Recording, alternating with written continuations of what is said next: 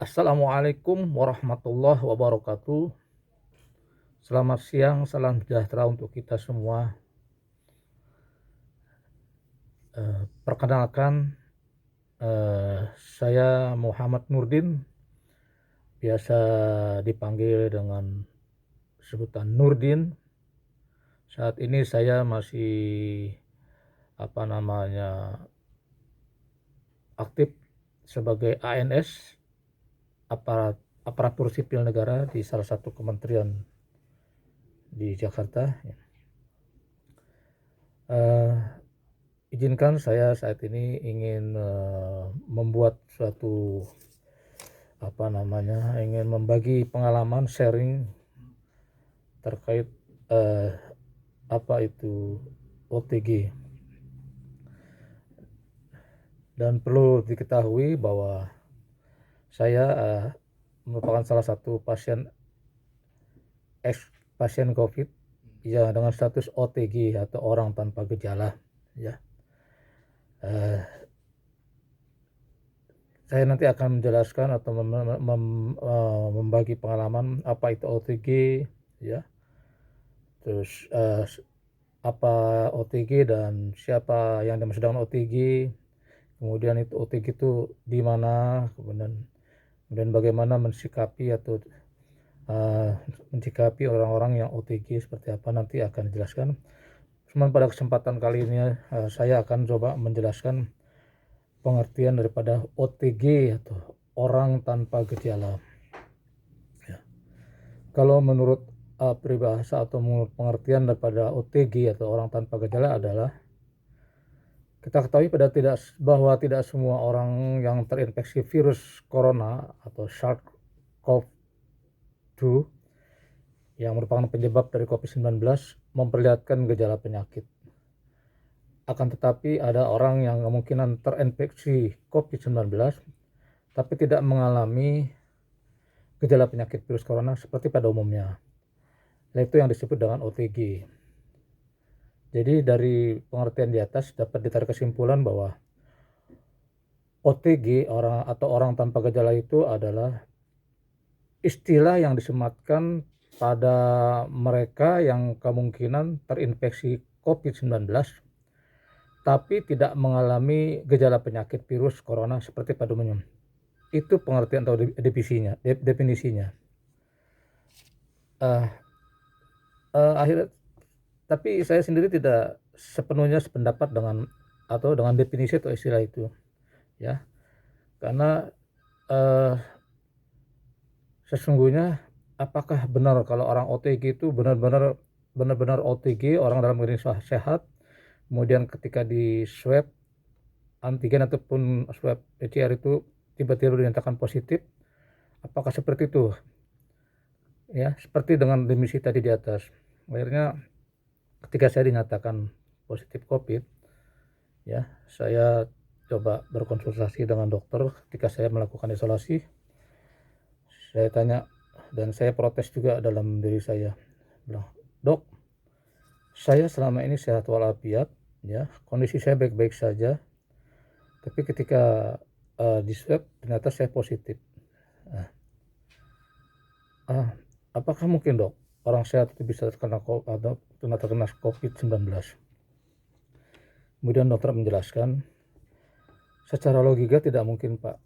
Pasti setiap orang dinyatakan hasil swabnya positif COVID-19 pasti diawali atau didahului oleh suatu gejala di tubuh Bapak sendiri. Artinya tidak serta-merta tiba-tiba di swab itu COVID-19, pasti ada gejala awalnya. Ya, jadi tidak serta-merta. Mungkin Bapak ingat-ingat lagi, kira-kira Bapak punya gejala apa pada tubuh Bapak pada saat itu. Atas penjelasan itu kemudian saya menarik waktu ke belakang, ya. Jadi saya tarik ke belakang, ternyata memang ketika akan memasuki libur cuti bersama Natal itu,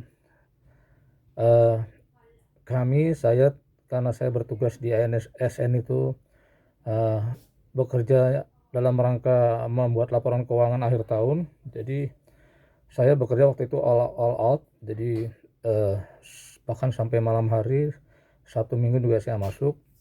Dan di saat pekerjaan yang yang tanpa kenal waktu itu, terkadang pola makan juga sudah tidak teratur dan waktu tidur juga kurang.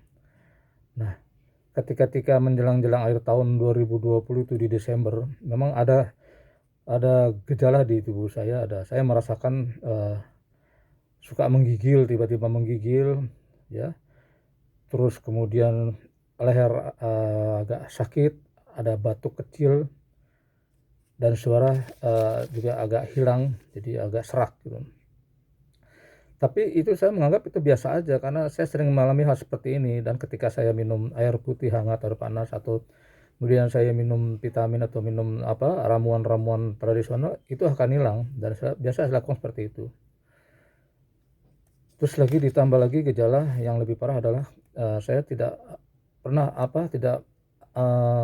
indera perasa saya sudah hilang, baik indera penciuman maupun indera di perasa di daerah mulut. Jadi tidak bisa mencium bau-bau yang menyengat, bahkan tidak merasakan makanan-makanan yang enak. Jadi itu memang saya rasakan, tapi itu tidak berlangsung lama karena itu hilang sendiri dan saya rasa saya sudah sehat. Kemudian pada tanggal 30 Desember 2020 saya melakukan rapid test dan hasilnya non reaktif. Jadi dengan sebelum di rapid test itu adanya kejadian di tubuh saya yang kurang baik, kemudian saya lakukan rapid test ternyata non reaktif. Saya menganggap bahwa di saya tidak ada apa-apa dan saya tetap melakukan aktivitas seperti biasa, ya. Sampai akhirnya di tanggal 11 saya melakukan swab PCR, ya, dan tanggal 13 dinyatakan hasilnya bahwa saya positif COVID-19 dengan status OTG atau orang tanpa gejala. Jadi saya kemudian teringat kembali apa yang dikatakan dokter bahwa tidak mungkin serta-merta orang yang sehat di swab langsung positif COVID, pasti ada gejala awalnya. Jadi sebetulnya pada saat sebelum tanggal 30 itu saya sudah terinfeksi sebetulnya. Hanya saja mungkin imun atau antibodi dalam tubuh saya lebih kuat sedikit ketimbang virusnya, ya. Karena COVID-19 itu adalah pertarungan atau peperangan antara imun atau antibodi yang ada dalam tubuh kita dengan virus itu sendiri. Kalau antibodi dalam tubuh kita kuat, insya Allah kita tidak terkena. Kalau agak sedikit menurun, kita terkena, jatuhnya jadi OTG. Nah, kalau kita sampai drop sama sekali, yang kemungkinan bisa kita akan dibawa sampai ke rumah sakit, bahkan bisa diisolasi di ruang khusus COVID-19. Jadi dari ke situ saya bisa menasihkan bahwa apa yang dikatakan dokter adalah betul. Nah, dari sini jadi di bawah, menurut definisi bahwa OTG itu adalah orang yang kemungkinan terinfeksi COVID-19 tapi tidak bergejala, itu saya angkanya agak tidak setuju. Jadi tidak serta-merta orang OTG itu tidak ada gejala, pasti ada gejala. Cuman itu yang selama ini kita agak anggap remeh, ya. Oleh karena itu sekali lagi bahwa OTG adalah hanya sebuah istilah untuk orang-orang Indonesia, tapi orang OTG itu bukan tanpa gejala, pasti ada gejalanya, ya. Oleh karena itu saran saya sebaiknya apabila pada saat tertentu teman-teman di luar sana merasakan kondisi yang kurang enak seperti yang saya sebutkan tadi, ada gejala demam, meriang, atau kadang perut yang sakit, ulu hati sakit, yang orang bilang katanya itu penyakit tipes, terus diikuti dengan rasa hilang penciuman dan rasa di mulut, sebaiknya menurut saya cepat dilakukan tindakan itu dengan melakukan swab antibody atau swab PCR untuk memastikan bahwa kita sudah terkena atau belum, ya. Jangan rapid test, karena rapid test kadang-kadang masih non reaktif. Kenapa harus dilakukan swab, ya? Karena OTG itu hanya kita sendiri yang tahu, orang lain nggak tahu. Jadi yang merasakan adalah badan kita, dan orang lain nggak tahu.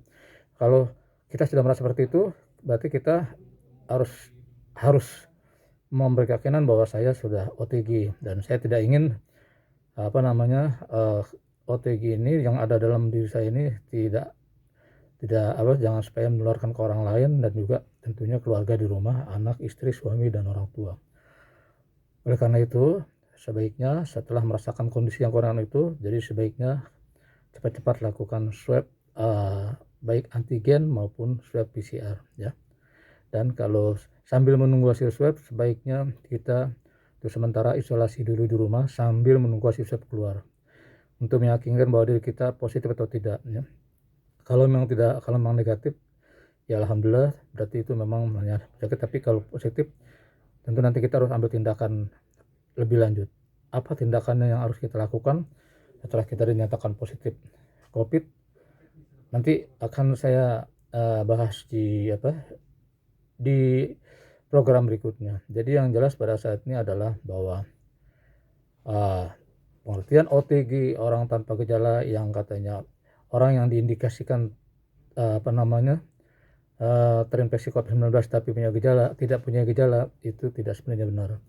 Pasti ada gejala, cuman yang kita rasakan adalah gejala seperti sakit biasa, tapi sebetulnya itu sudah mulai terinfeksi ya.